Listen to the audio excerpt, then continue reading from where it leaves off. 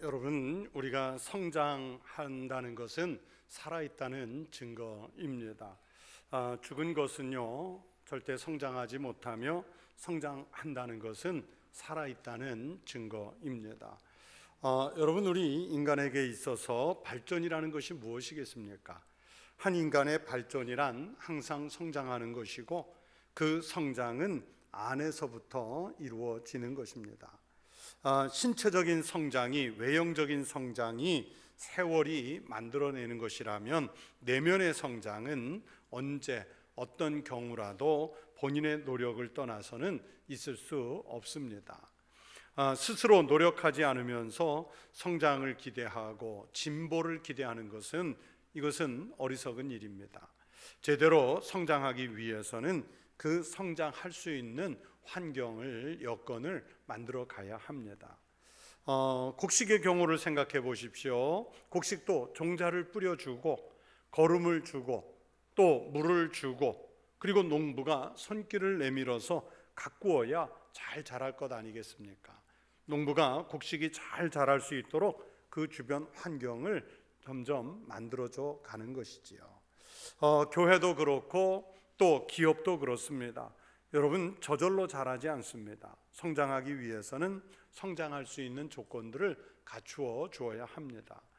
오늘 우리가 읽은 이 본문의 성경 말씀은, 그래서 우리가 어떤 조건들을 갖추어야 신령한 제사를 드릴 제사장으로 성장해 가고, 그리고 그 신앙이 성숙해져 갈 수 있는지를 말씀합니다.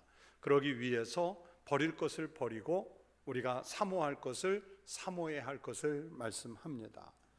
그러면서 그 첫 번째가 먼저 버릴 것을 버려야 한다고 말씀하는 것으로 시작합니다.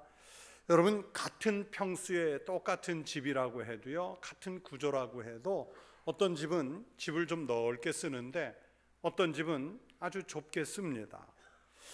집안에 사람이 생활하는 공간을 확보하는 것이 아니라 살림살이들이 그 집의 공간을 차지해 버려서 집 자체가 좁아지는 경우들이 많습니다. 그래서 여러분, 집 평수를 늘리고 싶으시면요, 큰 집으로 자꾸 이사갈 생각하지 마시고요, 집안을 구석구석 살펴가지고 필요 없는 것, 활용가치 없는 것들을 빨리 버려보십시오. 그러면 오늘 저녁에 1평, 2평, 3평 넓어질 겁니다. 과감하게 버리면 넓어지는 거예요. 여러분, 우리가 버려야 할 것이 어떤 것입니까? 지니고 있어서 해로운 것 있으면 당연히 먼저 버려야 합니다. 아니면 별로 유익을 끼치지 못하는 것들이라 하면 버려야 합니다. 활용도가 거의 없으면 그것도 버려야 합니다. 특별히 신앙적인 면에서 하나님의 백성으로서 가지고 있어서는 안 되는 비신앙적인 요소들, 불신앙의 심성들, 이런 것들은요, 미련 없이 먼저 버려야 합니다.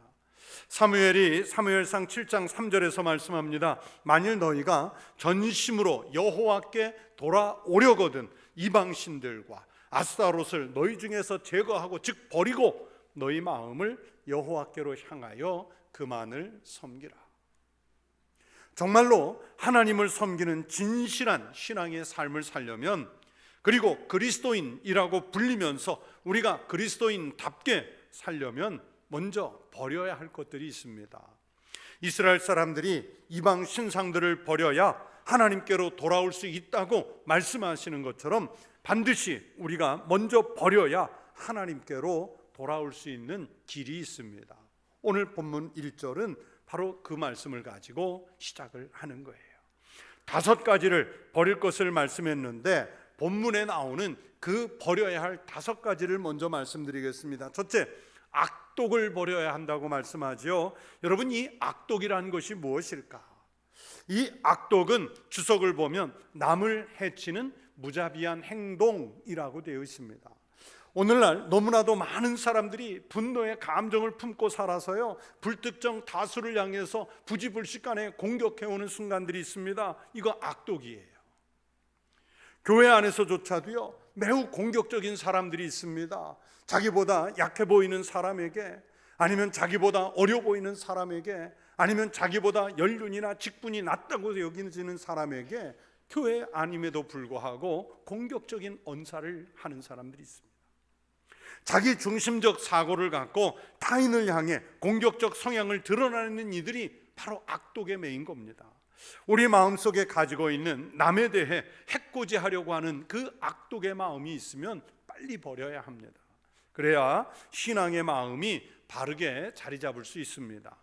이웃에 대한 분노의 복수심, 원망, 저주하는 마음들을 꼭 버리시기 바랍니다. 그러면 그 마음에 하나님께서 대신에 신령한 은혜들로 채워 주실 줄로 믿습니다.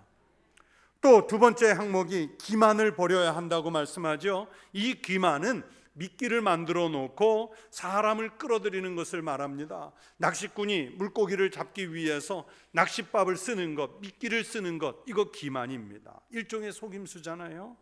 그래서 기만의 행위는, 영적인 기만은 마침내 남을 속이는 것을 넘어서 자기 자신까지 속이게 만들어요. 그래서 성경은 말씀하기를 잠언 4장 24절에서 구부러진 말을 내 입에서 버리며 비뚤어진 말을 내 입술에서 멀리하라 말씀했습니다.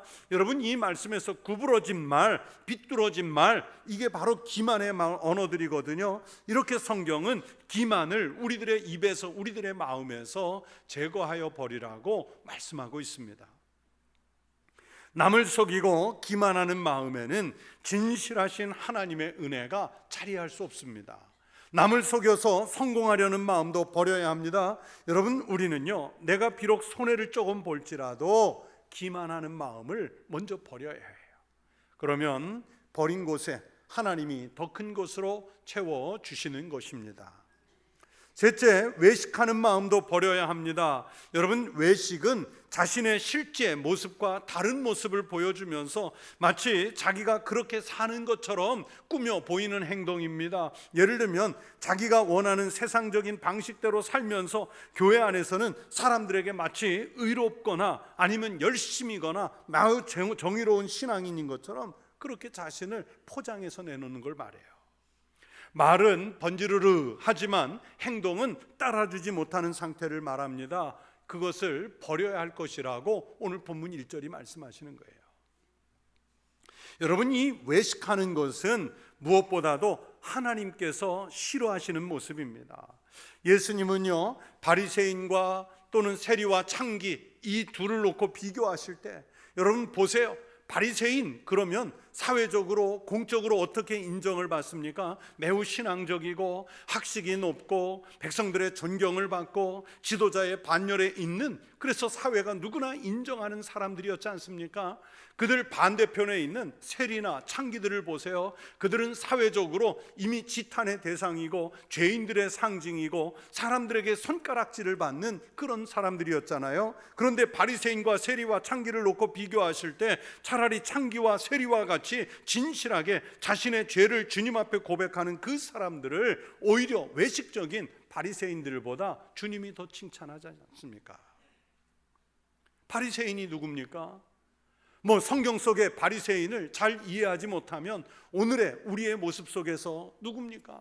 바로 저와 같은 목회자들 또는 교회 장로님들 또는 항존 직분자들 아니면 교계의 어떤 지도자로 인정을 받은 사람들이 바로 그런 모습인데, 그들이 만약에 종교적인 형식을 잘 지키고 신앙에는 열심히 있는 것처럼 보이지만 그러나 주님과 사람 앞에서 외식하는 모양이면 이건 하나님께서 받지 않으신다는 거예요. 자신을 멋지게 포장하고 싶은 그 마음은 이해가 됩니다. 여러분, 우리가 그렇잖아요. 기왕이면 초라해 보이는 것보다는 멋지게 보이고 싶지 않습니까? 그러나 멋진 포장보다는 내용물이 좋아야 진짜 좋은 상품 아니겠습니까? 여러분, 과대 포장이라고 있는데 과자 한 봉지가 먹고 싶어서 사왔는데 아주 그냥 빵빵해요.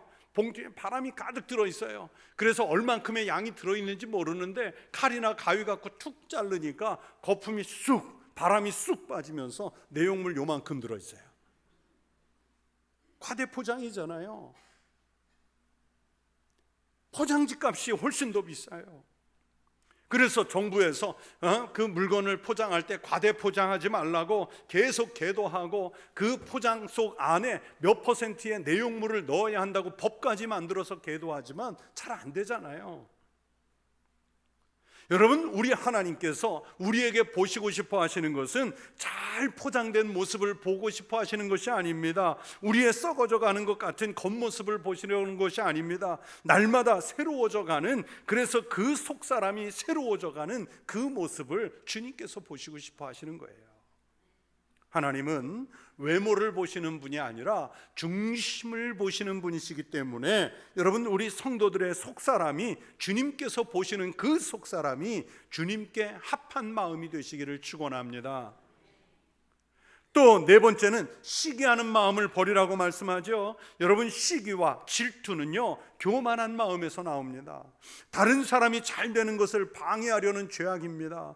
여러분, 이스라엘의 초대 왕인 사울이 하나님께 버림을 받았는데 그 시작이 어디에서부터입니까? 다윗에 대한 시기심이 가득 찬 것에서 시작하잖아요. 그 시기심이 결국에는 다윗을 포기한 것뿐만이 아니라 하나님의 말씀까지 버리게 만들었습니다. 여러분, 사람이 언제 비참해지는지 아십니까? 비교의식이 팽배해져 있을 때 비참해집니다. 하나님이 내게 주신 다양한 많은 큰 복들을 보면서 하나님 이것도 주시고 저것도 주시고 그것도 주셔서 감사합니다, 감사합니다 하는 것이 아니라, 내게는 없는데 다른 사람이 내가 없는 그것 가지고 있는 것 볼 때 사람이 절망하면서 비참해지는 거예요. 아무리 좋은 것을 가지고 있어도 여러분, 남이 가진 것을 부러워하면, 시기하면 그때부터 비참해집니다. 그래서 온갖 것을 가지고 누리고 있는 부자여도 비참한 인생이 있고요, 별로 가진 것이 없어도 그래서 좀 누추해 보여도 만족하고 행복하게 사는 사람이 있어요. 여러분은 어느 쪽에 속해 있습니까? 부유하고 감사하고 넉넉한 데 속해 있으십니까? 아니면 비교해서 비참해지는 쪽에 속해 있으십니까? 다른 사람이 잘 되었을 때 그것을 진심으로 축복해주고 격려할 때 오히려 하나님은 나중에 더 큰 은혜로 겸손한 사람에게 채워주실 줄로 믿습니다. 시기하는 마음, 비교하는 마음, 그리고 내게 없다 하는 이 마음을 버리십시오. 그리고 하나님께서 어떻게 복을 주시는가 지켜보고 큰 은혜 중에 머무는 성도들 되시기를 축원합니다.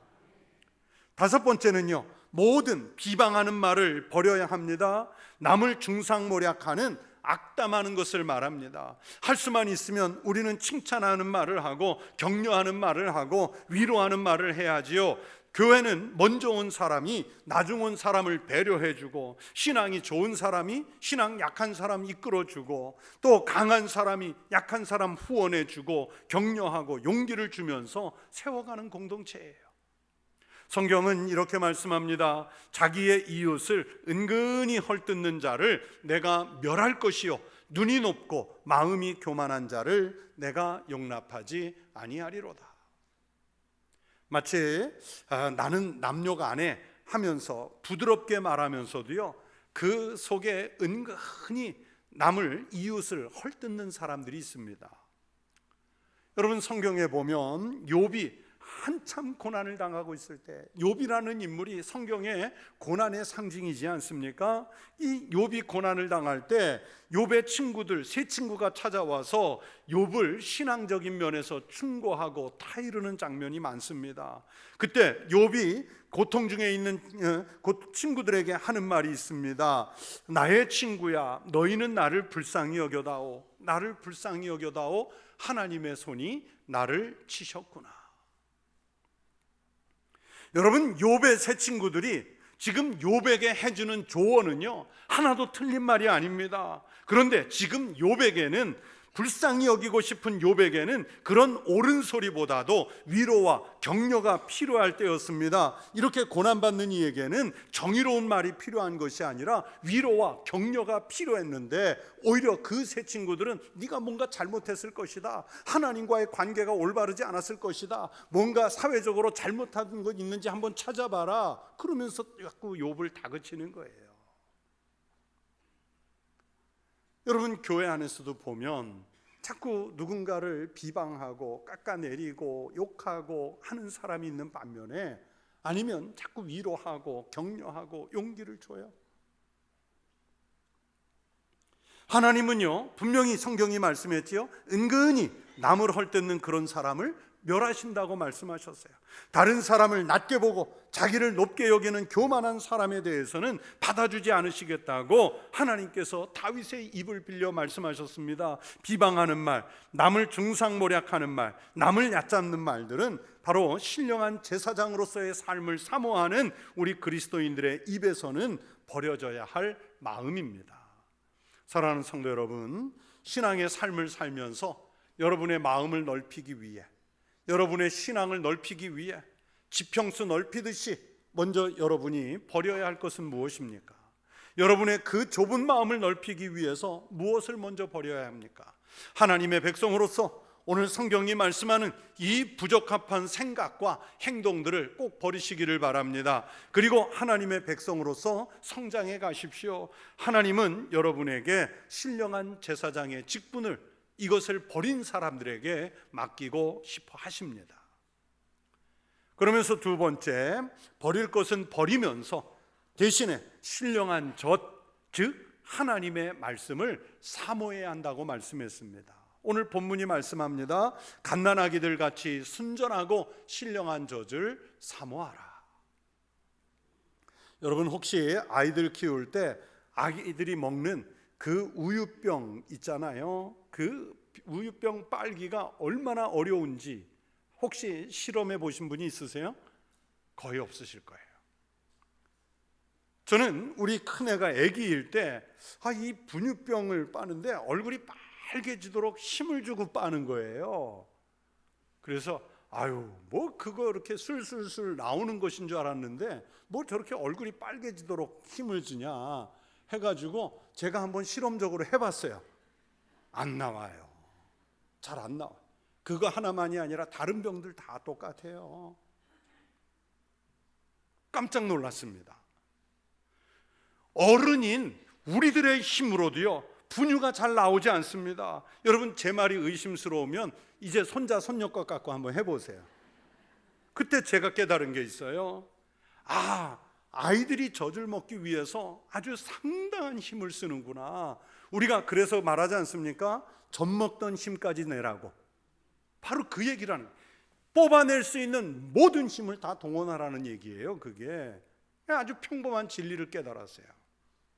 여러분, 하나님의 말씀을 먹기 위해서 정말 여러분이 가진 시간, 가진 힘, 여러분의 정성 다 힘을 기울여 얼굴이 빨개지도록, 마음이 그냥 꽉 힘이 들어가도록 그렇게 하나님의 말씀, 그걸 사모해 보셨는지요?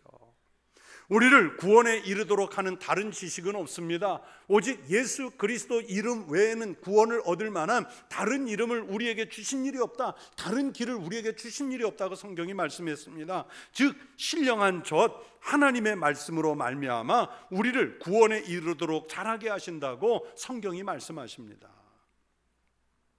여러분, 우리 신앙인에게 그렇게 하나님의 말씀을 사모하라는 말씀은 권면이나 권위가 아닙니다. 명령입니다. 사모한다는 것은 갈망하고 열망하고 간절히 바란다는 뜻입니다. 하나님의 백성이 성장을 원한다면, 그래서 갓난아기가 엄마의 젖을 간절히 바람같이 하나님의 말씀에 대해서 그렇게 목말라 해야 합니다. 그리고 순전한 양식을 기대해야 합니다. 거기에 어떤 불순물도 섞이지 않은 깨끗하고 순수한 것을 사모해야 합니다. 이 세상 그 어떤 것도 하나님의 말씀만큼 순결한 것은 없지 않습니다. 여러분, 성경이 말씀하는 이 젖의 역할이 무엇입니까? 젖이라고 하는 것은 뭐 사람이 됐든 가축이 됐든 야생의 짐승이 됐든 바로 성숙하지 못한 아기들의 양식 아니겠습니까? 하나님 앞에서는 우리 모두가 아직 어린아이라는 뜻입니다. 하나님의 백성으로서 성장하고 성숙한 삶을 살아가려면 그래서 말씀의 젖을 사모해야 합니다. 오늘 성경이 3절에서 말씀하지요. 너희가 주의 인자하심을 맛보았으면 그리하라. 말씀의 맛을 본 사람들은 그렇게 하게 됩니다. 하나님의 인자하심을 알게 된 사람들은 말씀을 당연히 먼저 사모하게 됩니다. 젖의 맛을 알게 된 아기가 그 젖을 더 파고들듯이 하나님의 말씀의 맛을 알게 된 사람들이 오히려 말씀을 더 사모하게 되고 말씀을 먹어가면서 신앙이 성숙해지고 성장합니다. 그러면서 하나님의 백성으로 신령한 제사장으로서의 신분을 갖추어져 가지요. 하나님의 말씀을 양식으로 삼아서 꼭 붙잡고 살아가는 성도 되십시오. 말씀을 통해서 신령한 제사장이 되는 성도들이 되어 가시기를 축원합니다. 그렇게 버릴 것을 버리고 사모해야 할 신령한 젖을 사모하는 이유는 뭐냐면 신령한 제사를 드려서 신령한 제사장의 기능을 우리에게 맡기시기 위함입니다. 여러분 생각해 보세요. 제사장이 제사를 소홀히 하거나 드리지 않는다면 그는 제사장의 가장 기본적인 직무를 버리는 것입니다. 가장이 가장의 임무를 포기했을 때, 주부가 주부로서의 임무를 포기했을 때 그 가정은 풍비박산이 납니다. 공무원이 자기 임무에 불충하면 나라가 우습게 됩니다. 사회에 각각 책임 맡은 직분에 있는 사람들이 자기의 일을 소홀히 하게 되면, 외면하면 그 사회는 불안한 사회가 됩니다. 학생이 공부해야 할 가장 기본적인 그 직무에 충실하지 않으면 그 학생의 미래가 어둡게 되는 것입니다. 하나님은 우리에게 종종 제사장의 직무를 주셨어요. 여러분, 제사장의 제일 기본적인 직무는 제사부터 드리는 것입니다.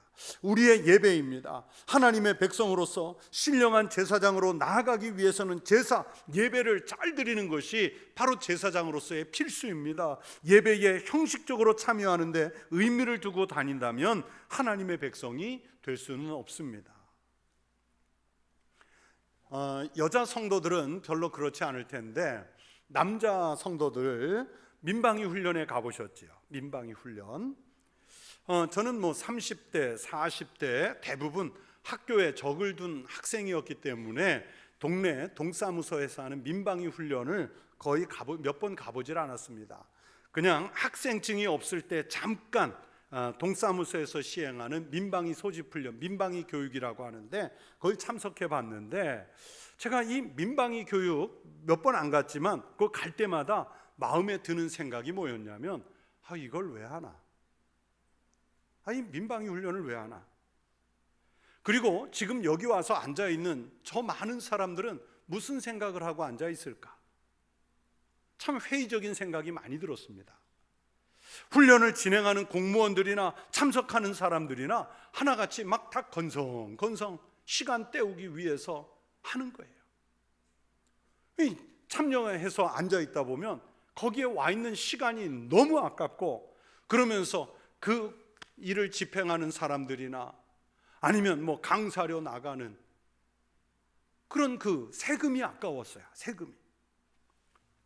기왕에 이렇게 많은 사람을 불러놓고 민방위 교육을 할 거면 정말 성실하게 준비하고, 참석한 사람들도 어쩌다가 와서 이 의무 교육을 받는 거니까 좀 잘 배워가서 정말 유사시에 뭔가 어려운 일이 생겼을 때 거기서 교육받은 뭔가 하나가 쓰임을 받도록 해주면 참 좋겠는데 그런 그 노력이 보이질 않아요.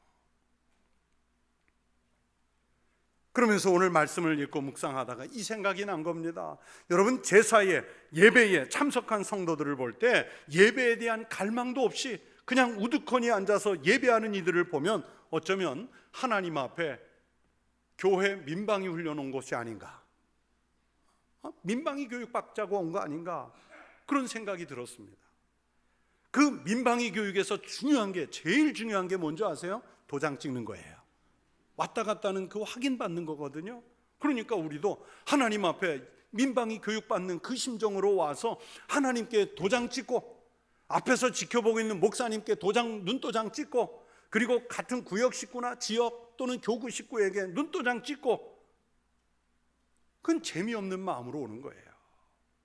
그러나 사랑하는 우리 성도들이 예배를 드릴 때마다 오늘 본문의 말씀대로 신령한 제사를 드릴 거룩한 제사장, 이 믿음으로 드리셔야 합니다. 그러려면 형식적인 예배 관람자, 구경꾼의 마음, 이거로는 안 돼요. 버릴 것은 버리고 취해야 할 하나님의 말씀은 충만하게 취해서 하나님 앞에 나와야죠. 우리는 가인과 아벨의 제사를 잘 알고 있습니다. 두 형제가 드린 제사 중에 하나는 하나님이 받으실 만했고 하나는 하나님이 받을 수 없는 제사였습니다. 창세기 4장 4절 5절에서 그 상황을 이렇게 기록하고 있습니다. 아벨은 자기도 양의 첫 새끼와 그 기름으로 드렸더니 여호와께서 아벨과 그의 제물을 받으셨으나 가인과 그의 제물은 받지 아니하신지라. 가인과 아벨 두 사람이 드리는 예배의 내용은요, 겉으로 볼 때는 똑같았는데 그 안에 내용이 달랐습니다. 마음의 자세가 달랐습니다. 하나님이 보실 때 어떤 예배를 드리느냐가 중요하다는 것을 이 가인과 아벨 형제가 보여줬어요. 청교도였던 데이빗 클락손이라는 목회자가 이렇게 말했습니다. 공적인 예배를 통해서 죽은 자들이 하나님의 말씀을 듣고 그 말씀을 들은 자들은 살아난다. 성자께서는 그곳에서 병든 영혼들을 말씀으로 고치신다. 그 예배에서 성자께서는 사탄을 쫓아내신다. 물론 공적인 예배에서만 이런 일을 행하시는 것은 아니다. 그렇지만 공적인 예배는 주님께서 이러한 일들을 행하시는 정상적인 유일한 수단이다. 이 목사님이 말하는 게 뭐냐면, 지금 드리고 있는 이런 공적인 예배, 우리의 이 예배를 통해서 죽은 자들이 살아난답니다. 병든 영혼을 고침받을 수 있는 기회가 된답니다. 우리를 유혹하고 미혹해 넘어지게 하는 사탄이 쫓겨가는 역사가 예배를 통해서 일어난다는 뜻입니다. 그러니 여러분, 우리가 온 힘을 기울여야죠. 정말 온 힘을 기울여야죠. 여러분, 예배는 먼저 자신을 하나님께 드리는 일입니다. 제사장의 역할이 무엇입니까? 제사장은 자신이 하나님께 나아갈 뿐만 아니라 하나님 앞에서 다른 사람들을 대변해 주는 역할을 하는 사람이기도 합니다. 예배를 통해서 여러분 자신의 삶과 심령을 하나님께 먼저 드리고, 더 나아가서는 여러분의 삶과 동행하는 다른 사람들의 목까지도 하나님께 아뢰는 그 간절한 마음이 이 제사 중에 있어야 합니다. 제사장 같은 심정으로 예배를 드리고 그 예배를 통해서 여러분의 지위가 제사장의 자리로 회복되는 역사를 맛보시기를 축원합니다. 하나님께서 여러분에게 예배를 통한 은혜를 풍성하게 허락해 주실 줄로 믿습니다. 여러분, 분재 좋아하시는 분 많으시죠? 분재, 나무를 축소해 놓은. 저는 그 분재 화분을 볼 때마다 참 신기한 생각이 듭니다. 그 우람한 엄청난 소나무를 어떻게 저렇게 작고 예쁘게 축소해 놓을 수 있었을까? 큰 동네, 동구 밖에 있는 정말 큰 그늘을 이룬 저 정자나무를 어떻게 화분 안에 담을 수 있도록 저렇게 예쁘게 축소해 놓을 수 있었을까? 과실나무들이 그 작은 몸에서 제대로 열매까지 내는 것을 보면 정말 분재를 볼 때마다 그것이 경이롭기까지 합니다. 그런데 그 경이로운 마음 반대편에 한편으로는 그 분재를 보고 있으면 너무 불쌍해 보여요. 그 분재 화분 밑에 설명들이 붙어 있는데 이 우람한 소나무가 100년이 됐다는 거예요. 이 아름다운 정자나무가 50년이 됐다는 거예요. 어떤 것은 30년이 됐다고 합니다. 그런 그 많은 세월을 보냈으면서 겨우 요만큼밖에 자라지 못한, 그렇게 자랄 수밖에 없도록 만들어 옥죄어 놓았으니까, 성장을 억제시켜 놓았으니까 이 나무 입장에서는 얼마나 힘이 들었을까? 막 자라고 싶은데 자라지 못하도록 눌러 놓았으니 얼마나 힘들었을까? 이거 생각하면 분재 화분을 보고 어느 땐 눈물이 날 때가 있어요. 여러분, 살아있는 생물은 세월이 흐르면 그 살아온 세월만큼 성장해야 합니다. 우리가 무슨 분재가 아니기 때문에 우리가 성장하지 못하도록 막는 것은 없습니다. 다만 우리 안에 가진 버려야 할 그 불필요한 불신앙의 심성들, 교만한 심성들, 죄에 대한 마음들, 1절에서 말씀하는 그것들을 버려야 합니다. 그리고 그 버린 마음 안에 하나님의 말씀, 즉 신령한 저주를 사모하면서 힘을 다해 예배를 드리는 제사장의 삶을 살아야 합니다. 하나님은 그런 사람 찾는 줄로 믿습니다. 그런 신앙인을 찾습니다. 버릴 것은 빨리 버리고 사모할 것은 집중해서 사모해서 주님의 은혜와 복이 더욱 커지시기를 축원합니다. 세월이 험악해질수록 한 사람의 신앙인이 아쉽고 그리울 때입니다. 여러분이 바로 하나님이 찾으시는 그 한 사람이시기를 축원합니다. 여러분의 삶이 신령한 제사장의 신앙인이 되시기를 축원합니다. 이런 신앙인이 한 사람씩 우리 교회 안에서 늘어갈 때 교회가 성장하는 부흥의 은혜가 있습니다. 그리고 나라와 사회가 바르게 세워지는 역사도 일어날 줄로 믿습니다. 바로 여러분을 통해 우리 교회와 하나님 나라가 성장해가는 축복이 일어나기를 주의 이름으로 축원합니다. 기도하겠습니다. 하나님 아버지, 우리가 미처 버리지 못하고 살았던 불신앙적인 것들, 불필요한 것들, 이제 하나님의 백성답게 신속하게 버릴 수 있게 하여 주시옵소서. 우리가 사모해야 할 것, 하나님의 말씀, 곧 신령한 젖을 사모하여 하나님께서 찾으시는 거룩한 제사장의 삶을 살게 하옵소서. 예수님 이름으로 기도하옵나이다. 아멘.